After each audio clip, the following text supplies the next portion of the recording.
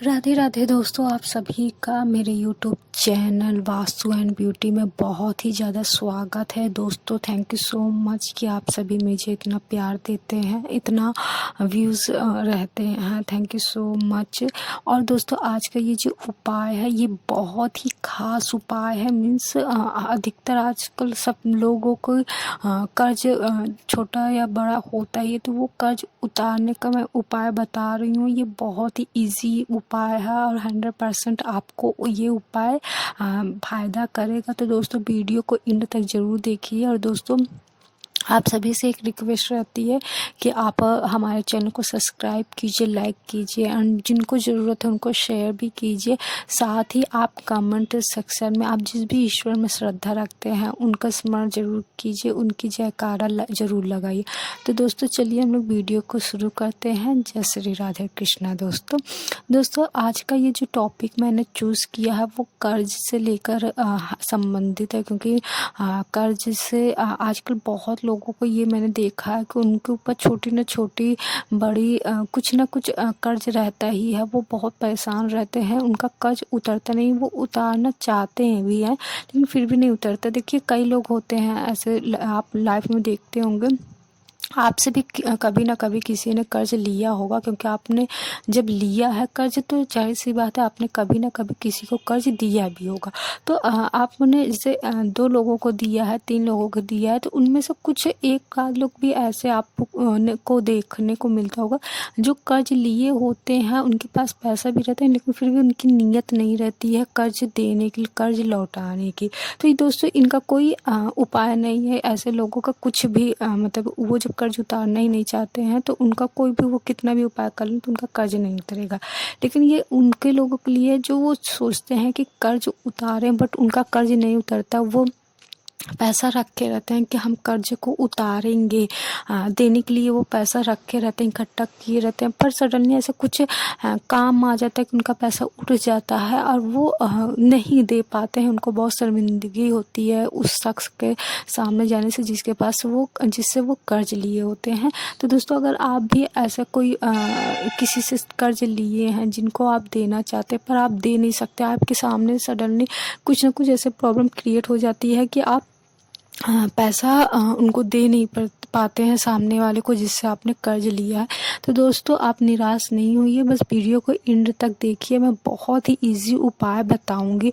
तो दोस्तों बस एक रिक्वेस्ट ये रहती है दोस्तों कि आप जब जो भी मेरा उपाय कीजिए, क्योंकि मैंने कर्ज संबंधित बहुत सारे उपाय मैंने दिए हैं, बहुत उसमें व्यूज़ भी आए हैं, लोगों को बहुत पसंद आया है। तो बस मैं एक ये रिक्वेस्ट करती हूँ दोस्तों कि आप मेरी कोई भी उपाय कीजिए, जैसे कर्ज से संबंधित आप उपाय कर रहे हैं तो आप एक ही उपाय कीजिए। जैसे एग्जांपल ये आप ये वाली वीडियो सुन रहे हैं तो आप ये उपाय कीजिए, दूसरा अगर सुन रहे हैं तो उसको या तो कीजिए या तो इसको कीजिए। आप सब मिक्स करके ये सोच के मत कीजिए कि मैं सब कर दे रहा हूँ, ये सब कर दे रही हूँ, कोई तो फ़ायदा होगा नहीं। आप एक उपाय, सिर्फ एक उपाय कीजिए और वो मीन्स एक दिल से मीन्स पॉजिटिव रहिए दिल से कि नहीं मैं ये उपाय कर रही हूँ या कर रहा हूँ तो मुझे इसका रिजल्ट 100% मिलेगा। मतलब आप कोई भी काम कीजिए, कहते हैं कि हम लोग एग्ज़ाम देने जाते हैं तो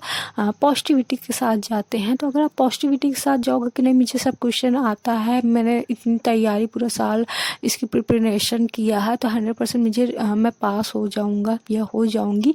तो अगर आप पहले ही सोचोगे ना कि यार पता नहीं मैं लिख पाऊँगा कि नहीं लिख पाऊँगी, माइंड में नेगेटिव थिंकिंग आएगी, तो आप जब एग्ज़ाम देने जाओगे तो वो मीन्स आपको आता रहेगा फिर भी आप नहीं लिख पाओगे। ओवर थिंकिंग अलग बात है लेकिन एक पॉजिटिविटी एक होनी चाहिए पर हर एक शख्स के अंदर, हर एक पर्सन के अंदर एक पॉजिटिविटी होनी चाहिए। तो इसीलिए मैं हमेशा हर वीडियो में मैं यही कहती हूँ कि आप मेरा कोई भी उपाय कीजिए, कोई भी किसी से भी रिलेटिव हो, चाहे वो लव लाइफ से हो, मैरिड लाइफ से हो या कैरियर से हो या कर्ज से हो या फिर अट्रैक्शन से संबंधित हो या फिर पद प्रतिष्ठा से हो या फिर रिश्ते को सुधारने से संबंधित उपाय हो, कोई भी उपाय हो, आप एक उपाय कीजिए और दिल के साथ कीजिए, पूरा 100% प्योरिटी के साथ कीजिए, तो वो आपको उपाय फ़ायदा करेगा।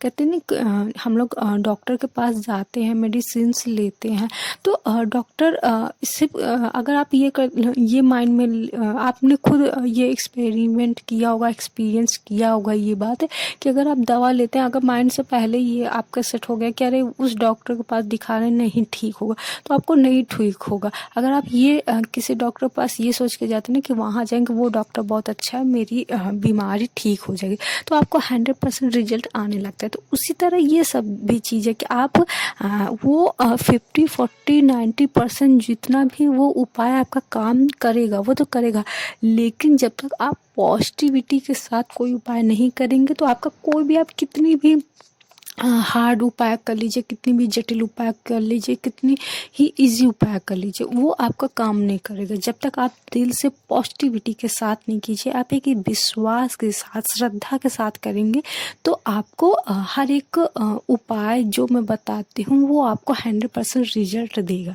तो बस मेरा समझाने का यही मतलब रहता है कि आप बस एक मोटिव यही रहता है कि आप कोई भी उपाय कीजिए, पॉजिटिव के साथ कीजिए और बिलीव के साथ कीजिए, विश्वास के साथ कीजिए कि आप ये उपाय कर रहे हैं तो आपको रिजल्ट मिलेगा, 100% मिलेगा।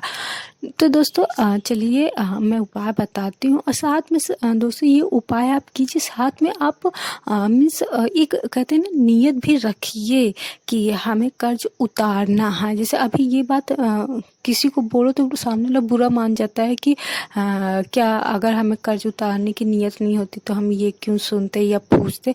ऐसा नहीं होता। एक जैसे होता है कुछ लोगों का मन में होता है कि अरे जब पैसा होगा बढ़ेगा तब कर्ज उतारा जाएगा। जैसे कुछ रिलेटिव में अगर रिलेटिव से आप कर्ज लिए हैं, फ्रेंड से लिए हैं, तो ये होता है कि अरे वो अभी कहाँ टोकते हैं, अपने से ही तो लिए हैं, अभी जब होगा मेरा बढ़ेगा तब देंगे। नहीं, ऐसा नहीं। अगर आपको कर्ज उतारना तो एक नियत, एक मतलब एक तय रकम आप उस कर्ज को उतारने के लिए डेली, मंथली, वीकली आप कलेक्ट कीजिए, रखिए कि मुझे ये पैसा, समझ लो कि ये समझ लीजिए कि मुझे ये पैसा छूना ही नहीं है, ये पैसा मुझे कर्ज उतारने के लिए करना। तो आप ये मेंटली से पहले मेंटली प्रिपेयर होइए कि मुझे कर्ज उतारना है। तो दोस्तों चलिए हम लोग उपाय की ओर बढ़ते हैं। बहुत ज़्यादा समझाना हो गया।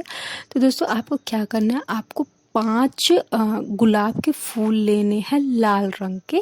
तो ये आप किसी भी दिन उपाय कर सकते हैं, कभी भी उपाय कर सकते हैं। कोई ये टाइमिंग नहीं है कि आपको ये सुबह करना है या फिर शाम को करना है या इस पर्टिकुलर डेट में करना है, डे में करना है। नहीं, आप जब भी आपका दिन मन करे आप कीजिए, जब भी आपको टाइम मिले, मीन्स सुबह शाम जब भी कीजिए। बस स्वच्छता का ध्यान रखिए बस।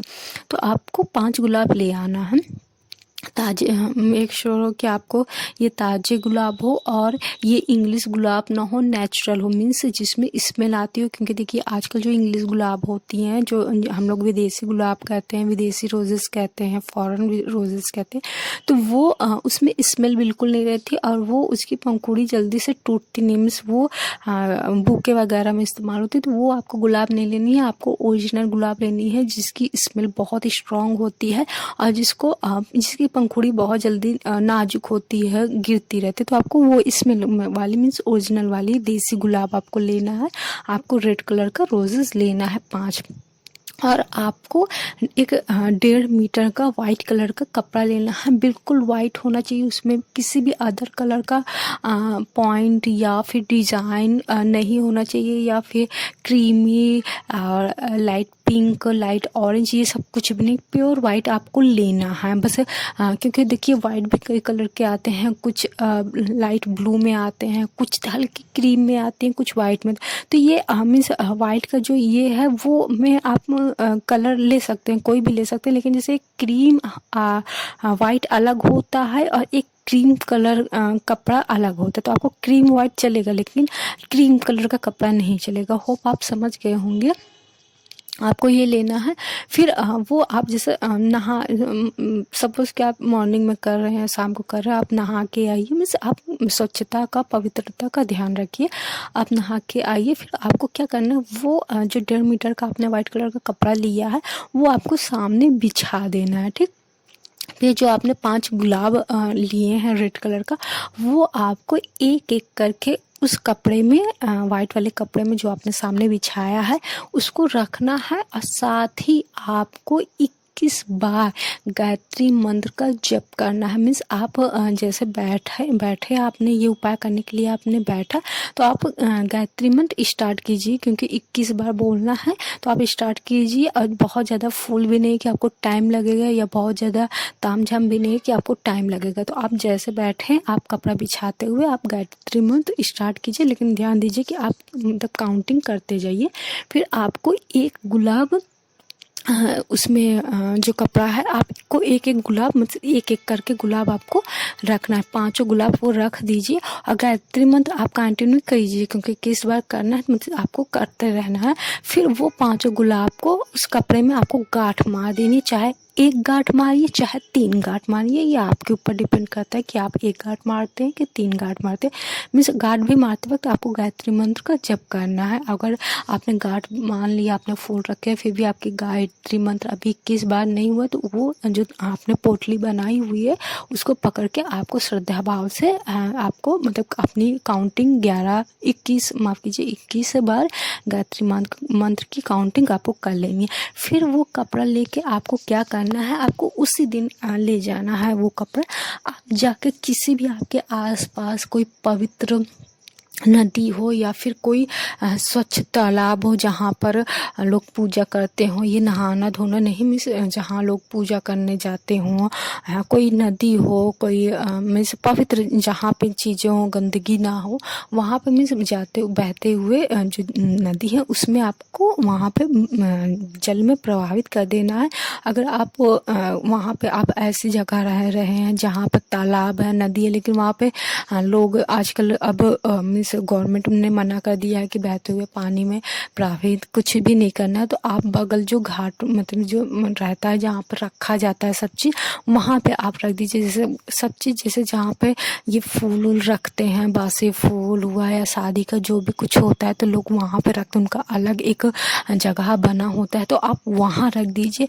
नहीं तो आप किसी तालाब के पास रख दीजिए। मतलब ऐसी जगह आपको रखना है, नदी या तालाब के बीच में ही के पास रखना है, लेकिन वो पवित्र जगह हो, गंदगी वहाँ नहीं हो कि जो नदी है पवित्र नदी तो वहाँ लोग नहाएंगे, लेकिन जो तालाब होता है वहाँ नहाना होता है, मछली मारना होता है, ये सब जगह नहीं, जहाँ पूजा पाठ संबंधित जगह हो, क्योंकि ये सब कोई कर्म कांड नहीं है, सब ईश्वर से संबंधित होती है। गायत्री मंत्र भी ईश्वर से संबंधित होता है, तो कोई ये टोने टोटका का उपाय नहीं है। आप वहाँ रख दीजिए, और जब आप रखिए या आप प्रभावित कर रहे हैं या फिर रख रहे हैं, तो आप अपने कर्ज को ईश्वर से वंदना कीजिए कि आपका कर्ज जल्दी से जल्दी उतरिए, और आप एक मन में टारगेट कर लीजिए कि मुझे 1 महीने के अंदर छुटकारा दिलाइए इस कर्ज से, या 1 साल के अंदर। मतलब जितना बड़ा देखिए आपका कर्ज होगा उतना टाइम लगेगा, तो आप या फिर आपका कर्ज भले ही बहुत बड़ा है, लेकिन आपको ये लगता है कि आप 1 महीने के अंदर 2 महीने के अंदर आप इसको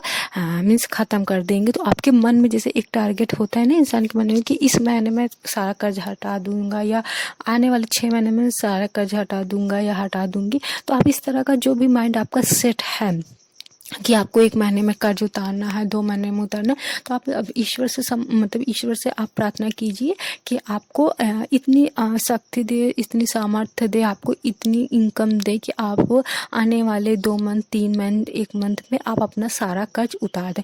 फिर आप घर पे आ जाइए नॉर्मली, जैसे आप फिर मतलब नॉर्मल लाइफ में बस उसको प्रभावित कर देंगे। फिर इसको बाद कोई भी आपको इसके संबंधित कोई उपाय नहीं करना है। तो आप ऐसा बस आपको एक ही बार करना है, और साथ में आप ये उपाय कीजिए, साथ में आप कर्ज उतारने के लिए मीन्स इनकम पे ध्यान दीजिए कि आपको ज़्यादा इनकम मिले तभी आप कर्ज उतारेंगे, क्योंकि आपकी इनकम कम है तभी आपको कर्ज लेना पड़ा, और इनकम कम है तभी आप कर्ज दे नहीं पा रहे हैं। तो आप अपने इनकम को और बढ़ाने के तरीके खोजिए, माइंड लगाइए, तो ऐसा आप करेंगे। मतलब साथ में ये उपाय भी कीजिए, साथ में आपको एक्टिव भी रहना है, आपको माइंड चारों तरफ घुमाना है कि आपको इनकम के सोर्सेस ज़्यादा से ज़्यादा कलेक्ट करने हैं। तो दोस्तों आपको ये कैसा लगा वीडियो हमें कमेंट सेक्शन में ज़रूर बताइए, एंड आप लोग इतना सपोर्ट करते हैं, थैंक यू सो मच दोस्तों। राधे राधे दोस्तों।